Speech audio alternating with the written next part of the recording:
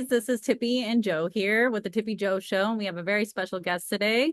We have Phil Chalmers. Now, Phil is a renowned American criminal profiler, true crime writer, and host of the Where the Bodies Are Buried podcast. With over 40 years of experience, Phil has trained law enforcement agencies, including the FBI, and has provided invaluable insights into the minds of violent offenders. He's interviewed infamous criminals such as Charles Manson, the Son of Sam, and BTK Killer. Phil is known for his live trainings, which are legendary in the law enforcement world, and his appearances on shows like A&E's Killer Kids and Fox's Crime Watch Daily. Phil, thank you so much for being here with us today. We're Good to very be excited here. to talk to you about everything. Yeah, looking forward to it. I got to point out, I like your chain. Oh, thanks. Very much so. So I guess we're just going to dive right into it with the very basic question that I'm sure you're asked all the time. What brought you to this field for your career? That's a good question. Wow. So it all starts out, my background, growing up in inner city Cleveland, growing up in the hood, growing up in poverty, alcoholic father, violent neighborhood, all that kind of stuff is kind of developing me as far as what I want to do. And so that's my upbringing. It has a lot to do with probably what I do. Been robbed on the way to school in Cleveland. They broke into our house, all kind of stuff. So when I got out of high school, I started working with troubled kids. And then I started speaking to kids, teenagers, and I started doing school assemblies, and I started interviewing juvenile killers and school shooters. So it's kind of one thing led to another, wrote some books, and then I started training law enforcement, doing profiling classes for law enforcement, the FBI. And recently I've kind of turned my attention from juvenile killers, school shooters to serial killers, and really focusing on them right now. I have a book coming out this summer on serial killers, a hardcover. And I also have a TV show we're working on with Chris Hansen from Dateline on an interview where I interview a serial killer every week. So that's really, I'm all encompassed and, all into serial killers right now. That's my thing. I found out why kids kill, and I wrote a couple books about that. Now I'm trying to find out, how do you become a serial killer? Like, how does two kids grow up in the same home? One becomes a serial killer and the other one becomes a professional athlete or Yeah. president of a company, so that's kind of what we're doing right now. I really like your take on how you're profiling these serial killers, because I like what you said in your podcast about we're all kind of stuck in the 70s and the old serial killers and the profiling of them. What is the biggest difference, the most blatant difference that you can see from previous serial killers to serial killers of today?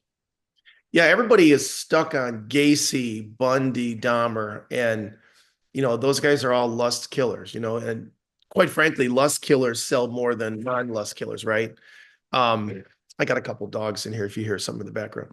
We love dogs. Okay. Yeah, but the killers today, 40%, I mean, almost half of the serial killers today are not lust killers, which means they do not kill for sexual reasons. They kill because they're angry. They have a passion about some belief, or they're racist, or there's a reason why they do it. Most of them are just simply angry, on drugs or whatever. And so another thing that people don't like to hear is, most serial killers are black males. Most serial killers are black males today. Most serial killers shoot people. So the old days of the creepy white serial killer strangling everybody, that's still exists, but it's not as common as it used to be. So that's why people will tell me there's not really that many serial killers happening right now. Well, there is. The media is just not covering them. Do you think that's because they're less performative? Harder to romanticize is what I would probably say. What did you say? Say it again. Harder to romanticize. Yeah, I mean, it's hard to romanticize somebody who walks around just shooting you in New York City and goes home at night and watches the news. I mean, to me, that's all fascinating. But the media doesn't want to touch any black serial killers because of the whole, they might appear racist. Yeah. So we don't get 60% of the serial killers are black, so we don't get any of them. That's a big number. Yeah, then you're down to the 40% of which would be white, Hispanic, Asian. And if they're not lust killers, they usually don't cover them either. So just depends on the case, but they're not as common to report on it. The media right now loves mass shootings and school shootings. That's what they really like. So you'll hear a lot about that. Yeah. Yeah, it's unfortunate that we cover the things that sell the most, that grab the most attention, that pull the most heartstrings. Mhm. That is an And unfortunate some situation. victims are way more important than other victims. We won't get into all this because it gets really controversial, but It does. Yeah. We've you actually, only hear about some missing children. I won't tell you which ones. You could probably figure it out. You only hear about certain women who are missing. That's yes. just the way it is. And Yeah. that's a conversation that we've actually had with another person who is deeply involved in criminal profiling, was Doc Bond. That's another take that he had as well that he discussed with us. So we're pretty familiar with that aspect of today's serial killers and statistics on that. So That's that's Scott Bond. Doc Bond. I don't know. Is it Scott? Is his first name Yeah, Scott? Scott Bond. Yes, He's doing a serial killer tour too, he I is. think. Yes, absolutely. As are you, February Yes. 1st. Yeah. I feel like I'm I feel like excited. your presentations are probably completely different. Oh, from absolutely. whenever you guys hit that Absolutely, stage. yes. I've never seen his presentation, but he seems like a pretty cool guy. Um, all I can tell you is what separates me from most of the people that are doing kind of what I'm doing Mhm. is I actually talk to the killers. And I'm nonstop talking to killers. I really believe I've talked to more serial killers than anyone in history, because I've been doing it for 40 years and starting out with the Charles Mansons and the David Berkowitz. But my God, right now I'm getting ready to do this TV show. I'm mailing out 350 letters of 350 brand new serial killers. So I don't think anybody's talked to as many as I have, but most of them don't even talk to serial killers. And so basically all their research is whatever they read, stories, books, podcasts, and they, they go out and do their thing. But to me, I don't think you're a real expert unless you really, talk to the guys. And it You not you, regurgitating. Yeah. yeah, when you go to the zoo, you expect the person who's talking about a bear or a elephant or a crocodile, they probably work with them, right? That's how Yeah. you know them. And if you don't, I mean, you're basically just repeating what someone else read or someone else wrote. And so that's the key for me, and that's the separation. And I use that information to train law enforcement, the FBI right now. And I just launched this evening fun show for wineries, breweries, country clubs. And this is the Serial Killers, the Experience Show. I think you're talking about that one, February 1st in Missouri. But it's a really fun 2-hour evening show. Grab a glass of wine, sit down and hear about serial killers for 2 hours. And we actually have a live serial killer call in. I mean, Oh, it's wow. very unique. It's very different. You can look at some crime scene photos, and then I bring a museum. I have like a traveling museum that I bring with me, and I lay that all out. So if you come out February 1st, you can take a look at a spoon from Jeffrey Dahmer's apartment. Whoa, that was used to eat somebody. Got John Wayne Gacy's bloody handprint that he put Oh, on here. wow. Marker. Oh man. But I got tables of this stuff that they can look at. Charles Manson used to send me Christmas cards. It was really creepy. Ah. But so that's kind of part of it too. You get not only the show, but you get the museum. And people really love that. They film it, they photograph everything, they take pictures with the spoon, and I think it's all a fun night. Yeah. Now, something I would like to know in following your podcast, we get to hear a lot of inside information about exactly how you're profiling and how you go about talking to those serial killers. And something that I found very interesting is that you're not just talking to them, you're gaining their trust. You're getting into their minds, and they're actually confessing to cold cases that haven't been solved in 20, 30, 40 years. What makes you so unique that they're so trusting of you to be able to confess to these crimes? Yeah, when I interview a serial killer, I'm always looking for the questions I ask them is like, I need you to tell me something you've never told anybody before. I need you to tell me where the bodies are that are missing. I need you to, let's confess, let's close a cold case together. So I have ways to get that information. Some of it is finding out what they need. Everybody has a price, right? Mhm. I was going to interview the guy that killed Jeffrey Dahmer, who's never spoken before. And I do talk to Christopher Scarver, but he wants $40,000 for an interview. Everybody has a price. And if Netflix was willing to pay that, they would have a show with him. But it's gaining their trust. It's spending time with them. It's hours and hours of talking to them, gaining their trust.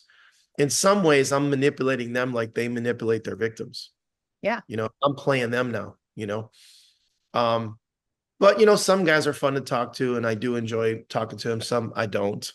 Some are not. Some are, you know, they're assholes, and I don't really appreciate talking to them. But I do what I have to do. There's a lot of victims out there. A lot of families are, trying to find their daughter. There's a lot of cold cases that haven't been solved, and if I can assist law enforcement in that's the ultimate goal for me, is to find the body or to close a case. So. And that's absolutely incredible. The work that you're doing is amazing. And I just want to say that we have really enjoyed listening to the podcast, kind of getting in there with you. So it's been an adventure, very immersive. We love how you expand on everything and really just kind of put us in it. So thank you for that, by the way. Yeah, we did 20 episodes. Dennis Quaid owns that podcast, if you know the actor Dennis Quaid. Who doesn't? We did 20 episodes with him. And my favorite episode is when I interviewed the 2 Ted Bundy survivors. That was a good one. But we did 2 seasons with him. And I decided after that I really want, does it say my wife's name on my thing? It does. Yeah. Hi, Wendy. She's there. My name's not Wendy. Yeah. I told you I came in here. I'll tell you later why I'm late today. But so what the hell was I saying? I forget now. Anyways. Bundy survivors. Oh, yeah. So I did 2 seasons with the podcast, and I decided after that I could have kept doing that. And I was like, I want a TV show. I want people to see the killers, Yeah.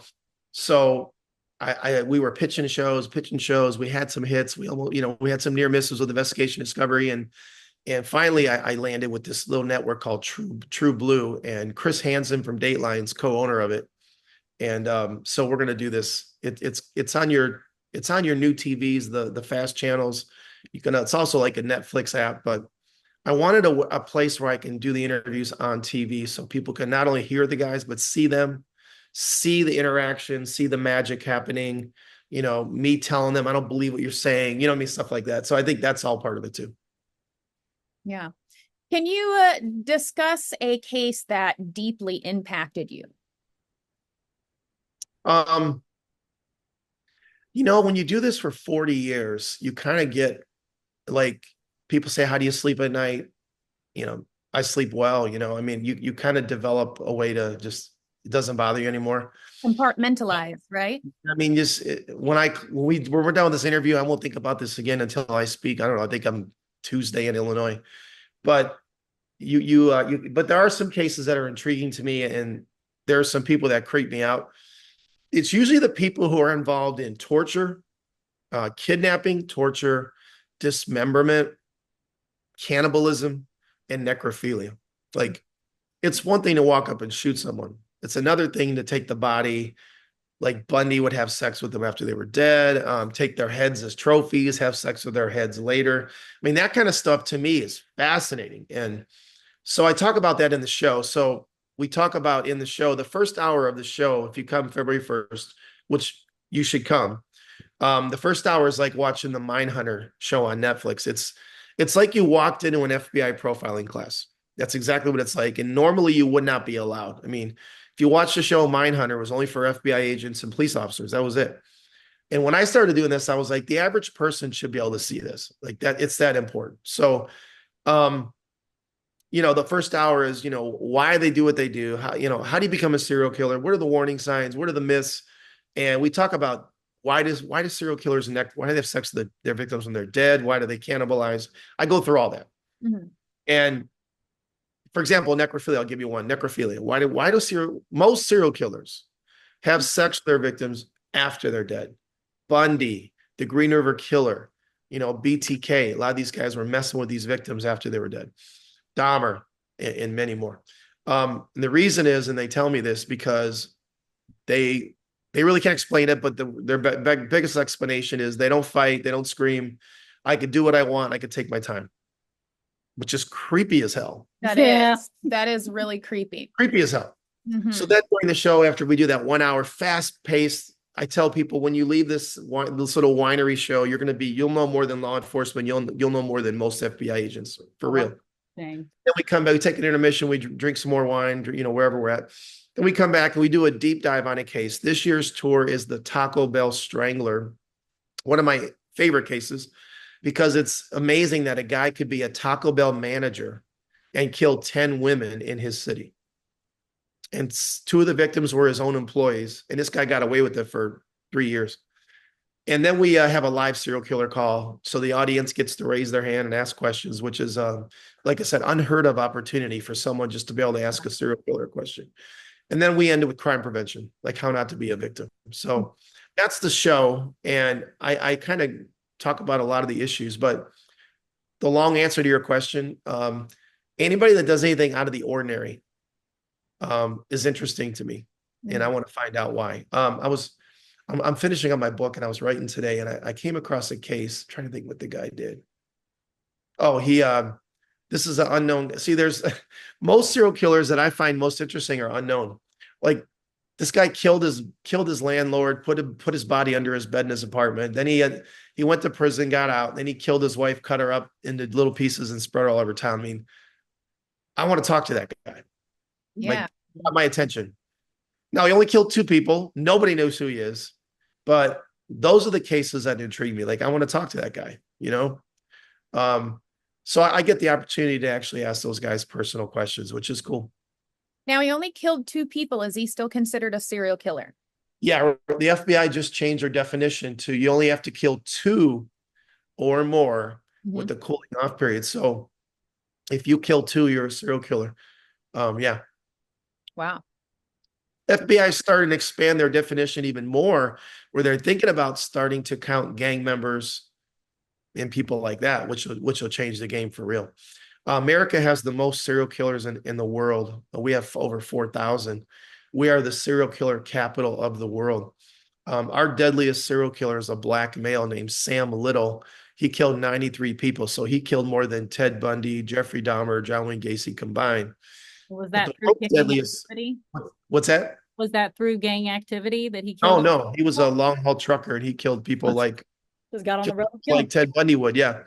And then the world's deadliest serial killer is the Colombian beast, Garavito in Colombia. He killed 221 boys. Oh, wow. He's the deadliest. Yeah. Sounds like he had a lot of power too to get away with 200. Yeah, and he went to prison and he had a parole date. Can you believe they were going to release him?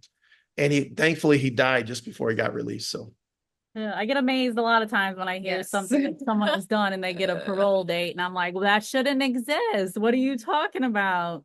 Defective human right there. Like all these politicians talk about all kind of things. They want to ban this and pass this law and do this. And I want to say to them, and my new book, I'm going after everybody, man, including politicians. And I want to say, if you would keep these people in prison, we wouldn't have these problems. I have a huge list in my new book of all the killers that have got released to kill again.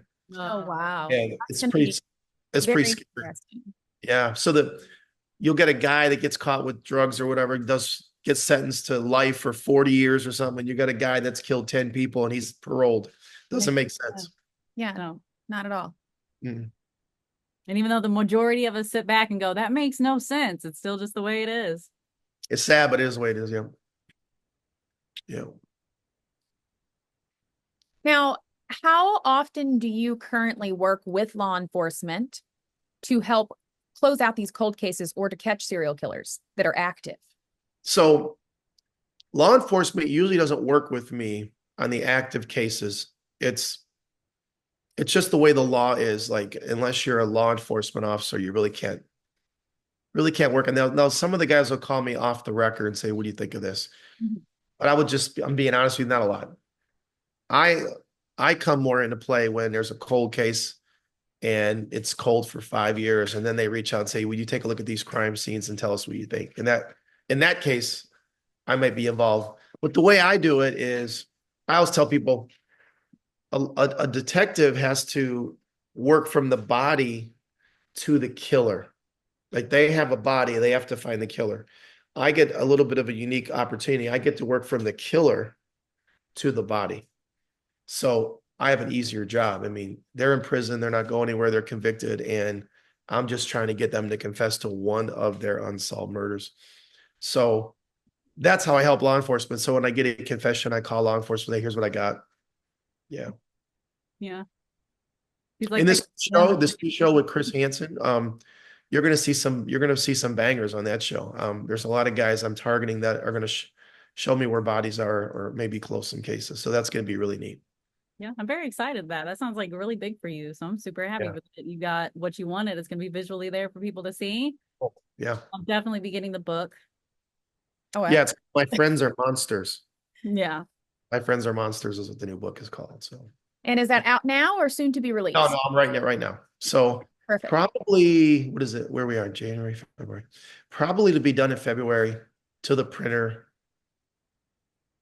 Well, make sure you shoot us a message. April and May. Yeah, if you guys follow me and just follow me on Instagram or Facebook. And as soon as the book is, I always tell people way ahead of time, like it's coming out soon, you know. Mm-hmm.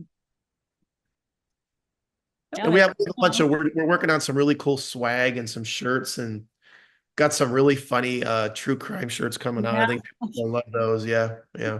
I can only imagine you carrying around Jeffrey Dahmer's spoon. What kind of shirt you One of the shirts, my favorite is it's a real simple black and white shirt. It says it's never a mannequin. Oh, that's too funny. Everybody says, oh, I saw this thing. I thought it was a mannequin. Like, it's not. That's too funny. The other one shirt I like is people wear it to their family functions. It says, I'm only here for I'm only here to establish an alibi. Oh, that's great. That's perfect. Are you guys going to be at the show in Missouri? Unfortunately, I have a prior obligation. I have a hosting gig, so I'll be out that evening, and I'm extremely bummed because like this is my interest. I love everything to do with what you are working on. So I am actually so sad about it. Yeah. You'll see. Well, you know what? If you just follow my tour dates, I do come. I've been coming to Missouri pretty often. So that's what I was saying. How many you got lined up? Yeah, I got quite a few. We're starting to do a massive mailer starting in February. So we're going to target one part of the country each month. So I'll be going to like, one area of the country every month and traveling through the country. So I'm excited about that. My wife's from Missouri, by the way, and she's going to start touring with me in June. What part of Missouri? She grew up on a 4,000-acre farm north of Columbia. Okay. Mm-hmm. Well, Columbia is familiar to us, so that's pretty close to home, That's cool. Yeah, Columbia. Yeah. So she knows what it's like to live in the country. So do we. He's like, just the city. A 1-hour drive to Columbia for her, and 2 hours or 2.5 hours to St. Louis or Kansas City. So yeah, she knows what it's like to live in the middle of nowhere. Yeah, it sounds like it. Yeah. Now, I do have a pretty big question for you, and I know this is a question that is going to take so much more to answer than what we have here, but if you could just kind of hit on the highlights for us, that would be beautiful. What I would love to know is what are some of the warning signs that people like us just out in the world can kind of spot in others to say, hey, there might be a trend happening here. This person might not be as friendly and neighborly as they seem. Yeah. Well, when I do the profiling class, I talk about all different types of killers: school shooter, mass murderer, serial killer, family killer. There's different types of killers. And with the serial killers, it's kind of tough to spot them. They're really good at masking what they're doing. That's how they get away with multiple murders. So the way I would explain with serial killers, you're probably not going to see any warning signs with them unless you catch them with a body or something. But their backgrounds, typically sexual, physical abuse at home. They grew up, killing, torturing animals, wetting the bed, setting fires, peeping Tom, voyeurism.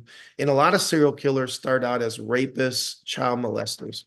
So they'll get arrested for that. They'll go to prison for 10 or 15 years and they learn a lesson while they're sitting in prison. Listen, man, when I get out, there's going to be no one testifying ever against me again, So when we're hunting serial killers, 85% of them have committed crimes before, and I'm kind of teaching law enforcement who they should be looking at as far as suspects. When it comes to we just had a school shooting yesterday in Georgia, and I don't know if you'll be able to see this on my phone. Oh, I think I deleted the photos. Shit. But the school shooter in Antioch, Georgia yesterday was posing with a gun. There's 13 warnings, but 13 to 15 warning signs, 13 causes on and you go to my website, philchalmers.com. I have a notebook there that it's free. They click on it and they can look at your audience can peruse the notes to the training of the law enforcement. Obviously making threats of murder, posing with guns on social media, but we've got 13 causes. We got 15 warning signs. And then there's 6 triggers that cause kids to become cold-blooded killers. Things like getting dumped by your girlfriend, your parents tell you can't date someone, suicidal. Suicide plays a big role in all of this. A lot of people are suicidal that do this. But if you want to be specific about serial killers, tough to spot them. Mm-hmm. Tough to spot them. That's why they have so many killings under their belt. Tough. That's why. So that is fortunate. Yeah. I got a special guest here. Hold on. Oh, is it a pupper? This is my deaf. Oh, That's my deaf. I have 2 deaf dogs, and one's a pit bull and one's a boxer, and they're sweet. But Aw. she's wondering what I'm doing. What was the best cameo? What's her name? Her name is Lily, but she's deaf. You can call her whatever you want. Oh, too funny. All right. Well, I think we're about to wrap this up here. I just wanted to say before we hop off here, thank you for the opportunity to sit down and talk with you today. It's been very insightful. We're so looking forward to February 1st at Twin Oaks Winery for your... Okay. I am not Yes. that loser. I'll Twin be Oaks- thinking about it. Twin Oaks Winery. Tickets are still available. We still have tickets. A lot of these events sell out, just so you know. Yeah. Twin Oaks has a few left. So if you're interested, I think you go to my website, philchalmers.com, and just click on the link. It takes you right to Eventbrite. You get your tickets. And we have programs. We have a really nice program that you can get that it covers everything I say in the show. So like a lot of people, I figured people would come to the show and be like, oh my God, I need all these stats, or I need to know all these killers he's talking about. And I was like, you know what? It's all going to go in a program. So every killer I mentioned, every stat, every fact, it's all in there. So people can leave with that and continue to do research and study, Ingenious. I'm going to call this an educational exhibit. Absolutely. There you go. There you go. You get to peruse the actual stuff they send me. So I'm thinking of some of the cool shit I have, like the guy that killed Jeffrey Dahmer. You could look at the letter he sent me. BTK would make me drawings. I talked to BTK so many times. He's a real winner. But his letters and his drawings and a handprint from the Hillside Strangler and Richard Ramirez and Night Stalker. And we just got a whole bunch of everything so people can come and look and take pictures. And it's a really fun night. It's very immersive. And, it's funny. The first thing I say when I start is I say, do you want this to be the real deal? Like, do you want to see crime scene photos and all the mostly women with their wine glasses? Yeah. Oh, man. And when I start showing crime scenes, I see some of them doing this. I'm like, you asked for this. Yeah. They're really peeking though. Yeah, this is what you wanted. Yeah, I imagine they're thinking, I listen to true crime podcasts every day, all day. I listen to go to sleep, but they don't realize when it's there. Yeah. And that's why I show the crime scenes, because, well, when you're talking to law enforcement, they want to see the crime scenes. But when you show the crime scene, it's like, you hear about, oh my God, there's a serial killer in Seattle. But do you really know what it looks like? Do you really know how disgusting these crime scenes are? And this is why I'll never wear a Jeffrey Dahmer t-shirt, or I don't, people say, who's your favorite? Like it's a baseball player. I have no favorites. Don't get it twisted. I have memorabilia for that reason. I don't have any favorites, Yeah. But I see all these people wearing these serial killer t-shirts and stuff. I just don't do that. But we're always thinking about the victims' families, and it's really sad.